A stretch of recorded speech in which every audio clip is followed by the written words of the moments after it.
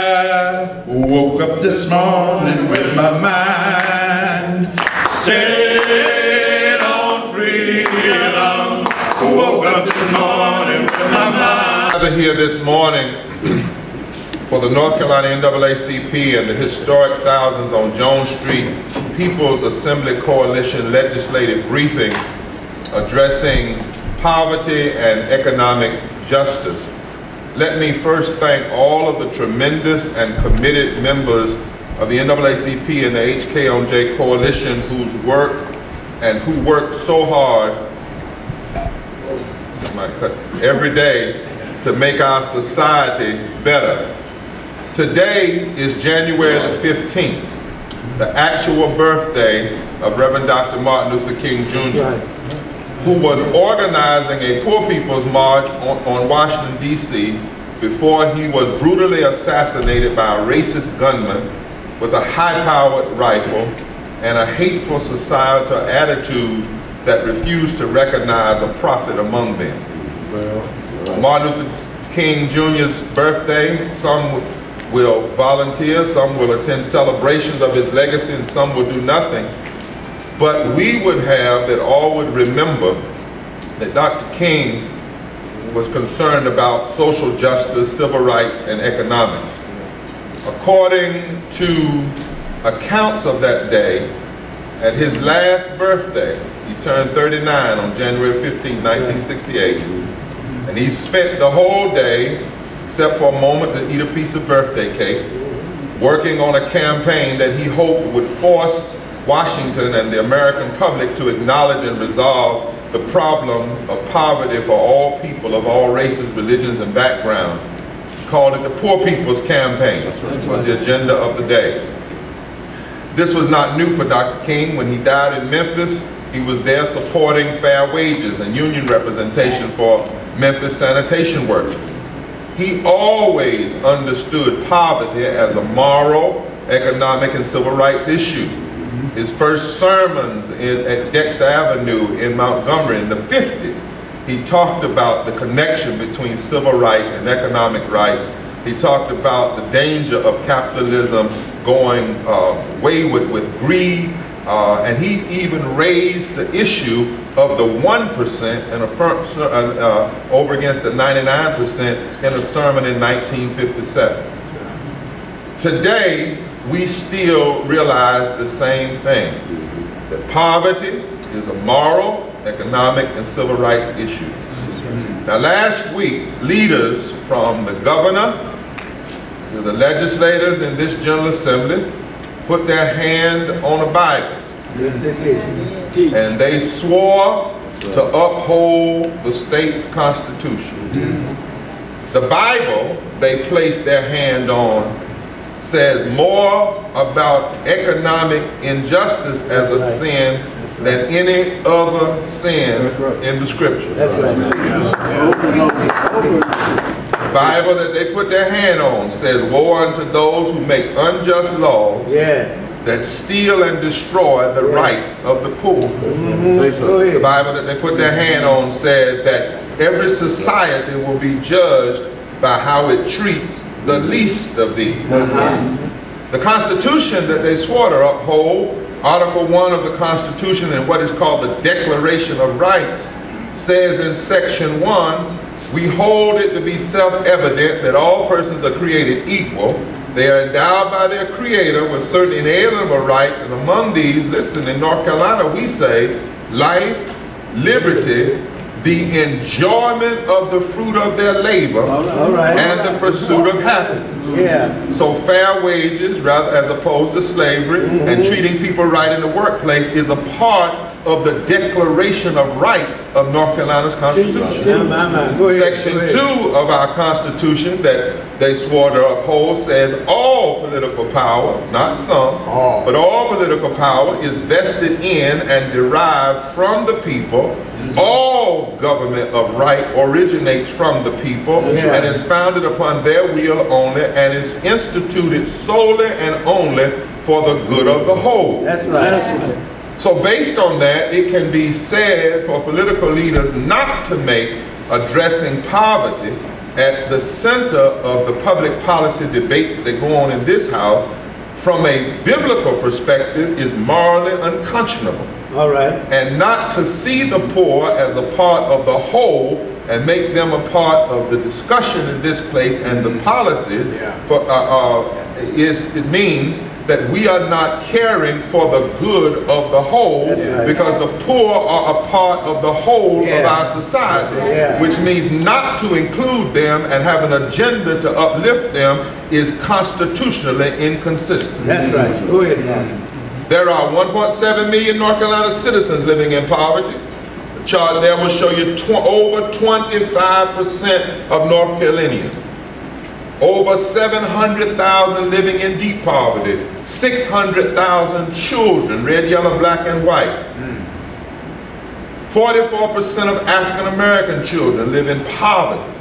10 counties in North Carolina where poverty has been over 20% for 30 years. Last year we visited 27 towns, cities, and counties. My good friend Gene Nichols and a group of us on this tour. And the tour was to put the face on these numbers, because in this house someone had the audacity to suggest that poverty wasn't even an issue. We cannot ignore this issue. We cannot say it is simply people's moral failings and that they are not willing to work, because the majority, many of the poor are white women and working. Go ahead. Many of the poor, black or Latino or otherwise, are working poor. We cannot continue the attention violence we commit against the poor in public policy and in private activity. We are all tied together. And so we come here today morally and constitutionally. Morally, we declare that economic justice is a must. Constitutionally, we have come to the people's house because we have, according to Section 12 of Article 1, the Declaration of Rights, the Constitution says the people have a right to assemble together, to consult for their common good, but I like this part, to instruct their representatives, and to apply to the General Assembly for redress of grievance. We're not just called, we shouldn't just come to the General Assembly to listen to the legislators. That's right. The lobbyists are not the ones that are constitutionally required to come to the General Assembly. The people are required, and we're not required simply to come and accept what someone gives us. We are called to instruct our representatives of the problems that exist and how they should be using their power, because this is the people's house. So our 7-year-old Black and White and Brown People's Coalition have come here today with grassroots leaders from the NAACP, from HKonJ partners, Labor, Faith Allies, to remind the governor and the legislature that now they are elected, they did not swear to be Democrats. My God, my God. That's nowhere in the oath. They did not swear to be Republicans. But they did swear to do what is best for the good of the whole. Poverty is hurting many of our fellow North Carolinians. The whole is not good. This is a moral, social, and political crisis that our elected leadership, regardless of political party, and the people of this state cannot ignore. We can face it, we can address it, and so today we will present and push policy issues that can make a difference if we have the moral courage to place economic justice and the poor at the center of our state's agenda. Now, I'm going to outline the issues that experts will talk about as we debrief through the day. But we believe, and much research agrees, that there are key issues which interconnect if you're going to address poverty. And this chart shows it. In the middle you see poverty and economic justice, and then you see the issues that intersect if we're going to be serious about addressing poverty. So today we will debrief and talk about, if we're going to address poverty, there are 5 things you have to do, 5 categories of things. Number 1, you got to focus on economic sustainability. You got to deal with issues like full employment, living wages, disparate unemployment and labor rights, affordable housing, minority access to contract, fair policies toward immigrants, and targeted empowerment zones and fair tax reform. Just like in World War II, we rebuilt Europe, we had a Marshall Plan. Well, we need a good of the whole plan in North Carolina. All right, all right. Number two, if you're going to address poverty, you've got to focus on educational equality. Every child, black, white, and brown, etc., deserves a high-quality, well-funded, constitutional, diverse public education and access to community college and university. That's a constitutional right in North Carolina. Number two, you're going to deal with poverty. You've got to focus on health care for all, ensuring access to and protection of Medicaid, Medicare, Social Security, and provide environmental protection. Yes. Number four, if you're going to address poverty, you've got to address the continuing inequalities in the criminal justice system for black, brown, and poor white people. That's right. Yes. That's right. And number five, if you're going to address poverty in a comprehensive way, you must protect and defend and expand voting rights and equal protection under the law for all people, and reject all attempts at voter suppression, which renders our political system hostage to the highest bidder and the wealthy rather than to the people. That's right. So after this briefing, we will deliver this agenda to the office of every member of the General Assembly and to the governor here in the People's House, and we will then go back to our communities, continue organizing for historic Thousand on Jones Street People's Assembly on February 9th, not a march, but an assembly. And we will invite North Carolinians from all over and others to join us here, as thousands have done for the past 6 years, as we continue to be vigilant. We are ever hopeful that our leaders of the state will hear our pleas and demands, will receive instruction from the people. They will see this agenda rooted in our sacred moral traditions and constitutional declarations, and will do what is best for the good of whole, because they swore to do that. That's right. They did not swear to be partisan, right, but they did swear to do what is for the good of the whole. And we cannot leave the 1.7 million people in poverty and 600,000 children out of our discussion and our public policy. But not only will we be hopeful, we will be ever vigilant in our advocacy and our efforts to see this cause through. Let me welcome to the podium my good friend, Professor Gene Nichols, at this time.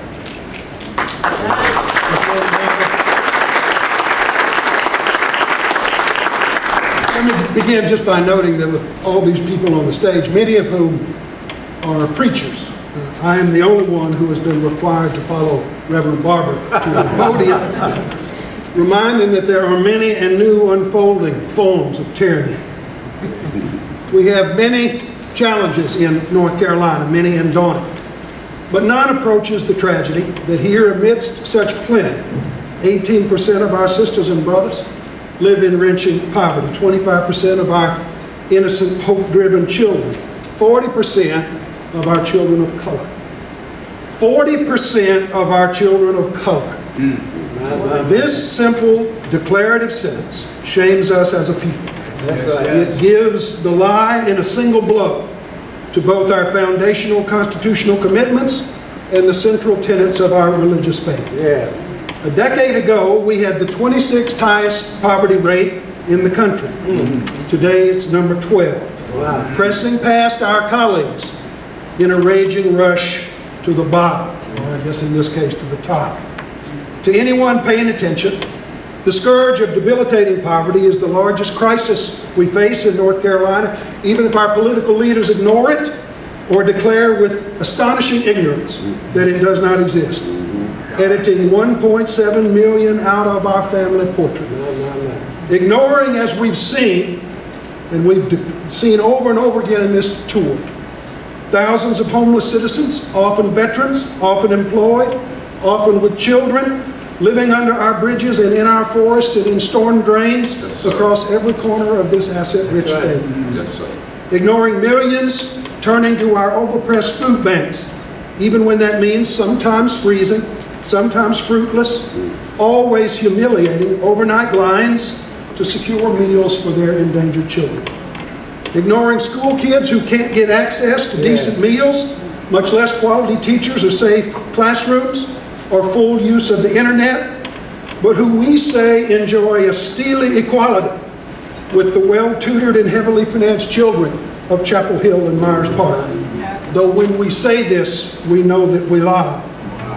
And ignoring vast legions of fathers and mothers who through no fault of their own have been cast into a crushing unemployment that denies them essential dignity in supporting and sustaining their families.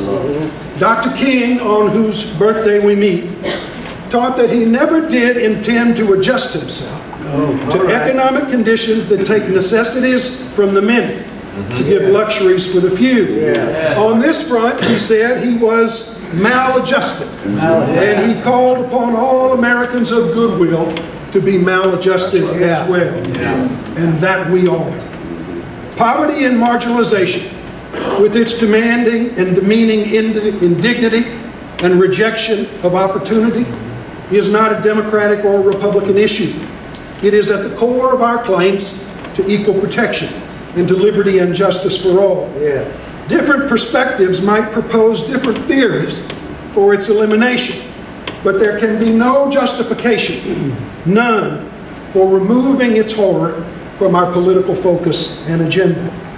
If we believe we are incapable of addressing these profound evils, we have lost the ambition and confidence that marked our forebears.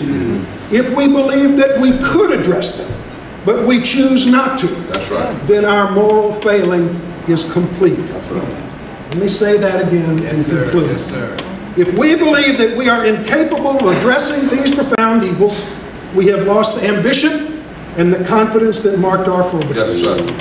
If we believe we could address them, but we choose not to, our moral failing is replete. Yes, sir. Yes, sir. Amen. So we come to place a serious issue before North Carolina and before its leadership, public and private, but in the people's house. We stand here today. Dr. King was killed in 1968. The number of poor people in North Carolina in 1968 was 1.6 million. 45 years later, the number of poor in North Carolina is 1.6 million. This problem is not easy. We say to members of the media, there's no one shot, no one thing. That's why our vision is comprehensive. We began raising this as a coalition in 2006. We raised it even with Democrats. We raised it with Republicans. And we say today to the Republicans who now have majority in this House, some talk a lot about that majority, but with a political majority comes great political responsibility. That's right. Yeah. Because we will be judged by how we treat the least of these. That is one of the reasons why we have released a petition to thousands. We will complete its signing on February 9th, and we come here calling on new majority, new governor, to act in more moderate ways. Why we are deeply concerned when we see the first big discussion about what this General Assembly is going to do is something as divisive as voter ID. Here we are in a state that needs to address poverty. We need to address double-digit unemployment in some communities. We need to address funding education. We need to know how we're going to protect Medicare. Instead, what we've seen is one committee voted to cut unemployment, lessen the days the people can receive it and the amount in the time in which people need it the most. And then we're raising an issue like voter ID, which is divisive. Battles we fought in the 60s, in particular in the South, we've already won. Already overcome those. So we come today to instruct our legislators. Let's create unity in our state rather than division. We already have the best law already for voting. It's called signature attestation. That was the compromise Bob Hall a long time ago. You sign your name, if you lie, you get a 5-year felony. Voter fraud is not an issue. Why are we focusing on that rather than on economics and jobs and lifting all North Carolinians? We got real problems to deal with, real attention, real things that need our real attention. The 50th year of the March on Washington, the 150th year of the Emancipation Proclamation. Let's deal with the real issues. And our deep concern is that North Carolinians should never be put upon by any rule that would deny or abridge the right to vote. No one, black, white, elderly, young, or poor. We're concerned about that. We will examine everything under the microscope of the Constitution. The challenge is that every time we hear backroom conversation behind so-called ID legislation, the issue is not voter integrity, it's suppression.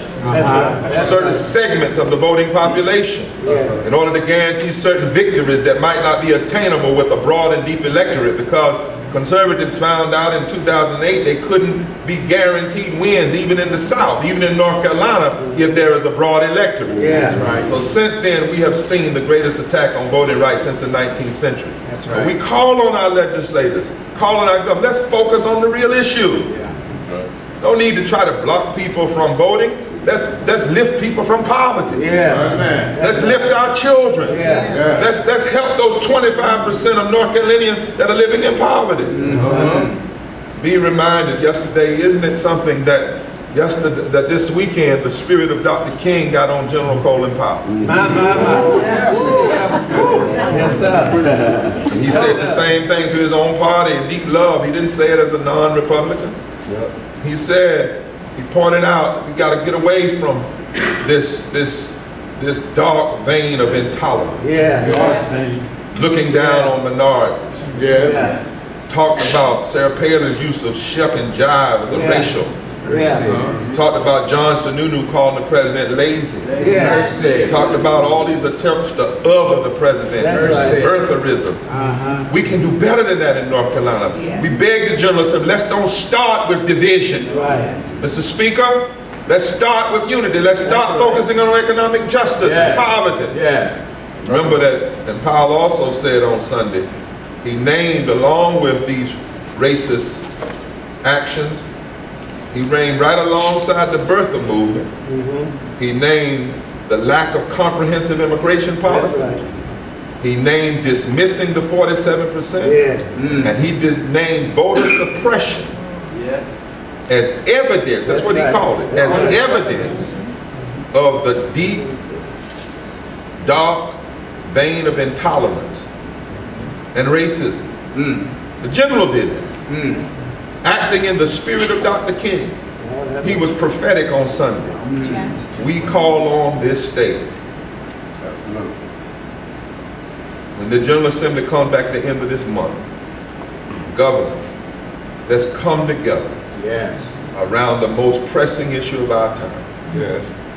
Let's don't try to turn back civil rights and voting rights. Let's try to turn our attention to economic justice and addressing the issue of poverty.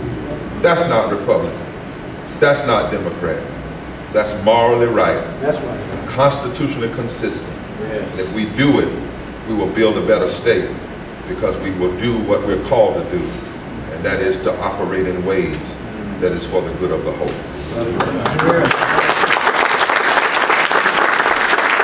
Republicans may look, who lead the legislature, the governor may say that the issue for dealing with poverty is not necessarily the things that you're talking about, but perhaps lessening regulations, lowering taxes, generating the economy, making the economy grow more, therefore creating jobs. Is that, do you disagree with that type of philosophy, or is it just a difference of opinion about how to get to economic justice? Well, I think both. We agree in tax reform.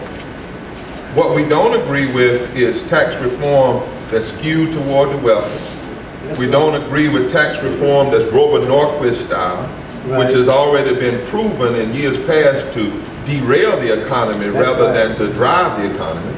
We don't agree with those who say we ought to end corporate income tax and personal income tax and not properly support the earned income tax credit, because what that will do, just ending corporate tax and personal income tax, which we are hearing is being discussed, would cut $10 billion from the state's budget, which would devastate the economy, because what government has to be a part, government is a driver of the economy, it's not the only one. So we are for access to minority access to contract. We are for empowerment zones. We are for building businesses. We're not anti those things. But what we are anti is blaming the poor, acting as though poverty is some people are on some kind of social vacation that they enjoy. and also continuing to have tax reform that is skewed toward the wealthy, when in fact we know if the top 20% in North Carolina, according to the Tax and Budget Policy Center, the top 20% in North Carolina paid their fair share. Just in comparison to the bottom 20, we wouldn't have a budget deficit, we'd have a budget surplus. We have a big problem with those who create a budget crisis. They create a revenue crisis by funding things we shouldn't fund, like more tax cuts to the wealthy and wars, and then once you have a revenue problem, then you say what we can't do. You say we have a revenue problem, so now we've got to cut the essential services that help lift people out of poverty. Finally, Gary, one of the things we got to remember, and people often have social amnesia. Many of the people who are in the middle class got there because of the programs in the 40s and 50s, like FHA, that many communities, particularly our minority community, didn't have access to, and others were used to stimulate the economy and give people a step up. It is wrong to snatch those steps away now when people need them more than ever since the Great Depression.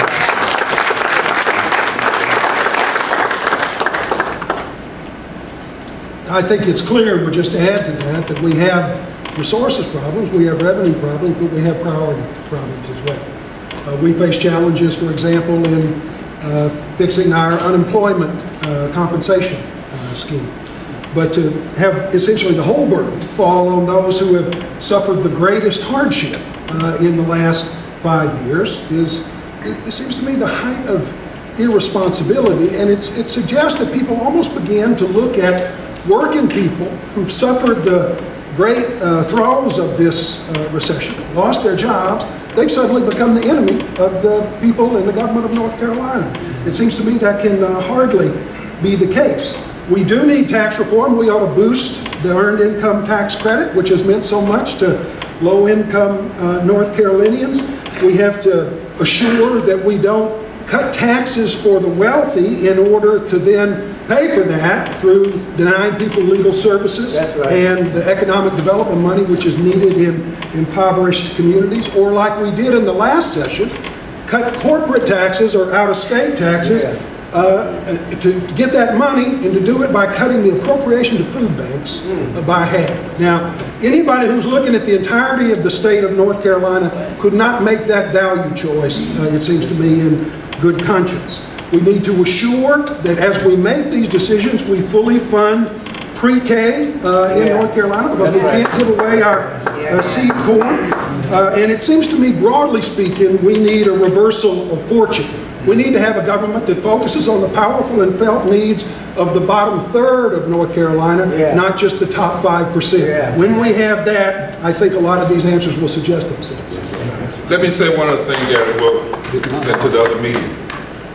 If you study conservatism, and I was talking to a moderate Republican the other day that says true conservatives see tax dollars as investment. When you have legislators that suggest we need to cut more money from education when we're already close, almost next to the bottom in this country, when you fund public education and ensure what the Constitution says, every child has a right to sound, basic quality education. The framers of the Constitution didn't put that in there just because it's moral. They understand that funding public education is an economic driver. That's right. Healthcare, when you fund healthcare, sick folk can't work. But when you fund healthcare, that's an economic driver. When you protect those that are disabled or elderly through and Social Security, virtually, when it was first put in place in the 1930s, eradicated poverty among seniors. That's an economic driver. When you ensure that you have labor rights, it's proven that labor rights increase people's salaries, increase people's protection. And then what do those people do? They spend that money in the economy. And what does that do? That spurs the economy. The truth of the matter is North Carolina recently was named already, without tax reform, without more cuts to corporations, as one of the best states to start a business. Most business people, when they look, they're not so much that they're looking at the tax rate is already low. They're looking at what kind of schools do you have? Yes. What kind of access to roads do you have? Yes. What kind of infrastructure do you have? Yes. What kind of medical accessibility to medical opportunities and hospitals do you have? Yes. If you build those things, they become a magnet to economic growth and jobs. And so what we're saying is we believe in jobs and growth. One of the things that has happened though is ever since the war on poverty, which was the shortest war we fought, we don't even talk about the poor in public. We talk about the wealthy and the middle class. That must end. Because anybody knows, and I've said this before, and Gene and I, you know, we South Carolina, I mean North Carolina folk, we country. When we move houses down my way, down east, we don't take the roof off the house and then move the rest of the house. You lift the whole foundation. You lift from the bottom. And so what we're saying is we have to stop demeaning the poor, particularly the men who are working poor. If the poor had living wages, the living wages would lift from the bottom. The money would spur economic growth. And so we're saying to North Carolina, to legislators, let's stop dismissing and degrading the bottom, and let's lift the bottom. And if we lift the bottom, everybody in North Carolina benefits. The good of the whole must be the principle.